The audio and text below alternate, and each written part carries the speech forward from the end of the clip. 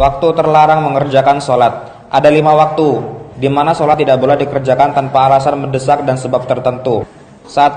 Ketika matahari terbit hingga telah naik seukuran tombak. 2. Ketika istiwa hingga matahari tergelincir selain hari Jumat. 3. Ketika langit mulai menguning hingga maghrib. 4. Setelah sholat subuh hingga terbitnya matahari. 5. Setelah sholat asar hingga terbenamnya matahari.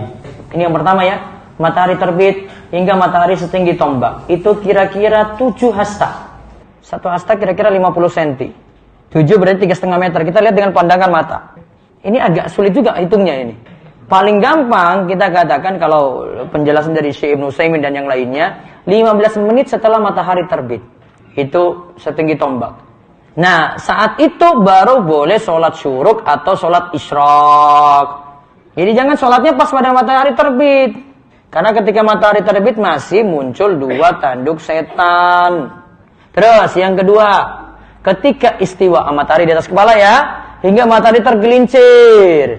Selain hari Jumat, karena tidak ada larangan sholat pada waktu istiwa hari Jumat, masih boleh sholat sunnah mutlak.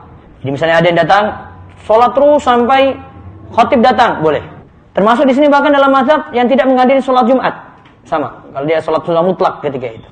Terus yang ketiga, ketika langit mulai menguning hingga matahari tenggelam. Bagi orang yang belum sholat asar, boleh sholat asar pada waktu itu. Ini khusus untuk orang yang sudah sholat asar, tidak ada sholat sunnah lagi setelah itu. Terus yang keempat dulu ya, setelah mengerjakan sholat subuh yang sah, yang tidak perlu diqadha hingga matahari terbit. Artinya setelah sholat subuh tidak ada lagi sholat sunnah yang tidak punya sebab. Yang kelima, setelah sholat asar hingga terbenamnya matahari.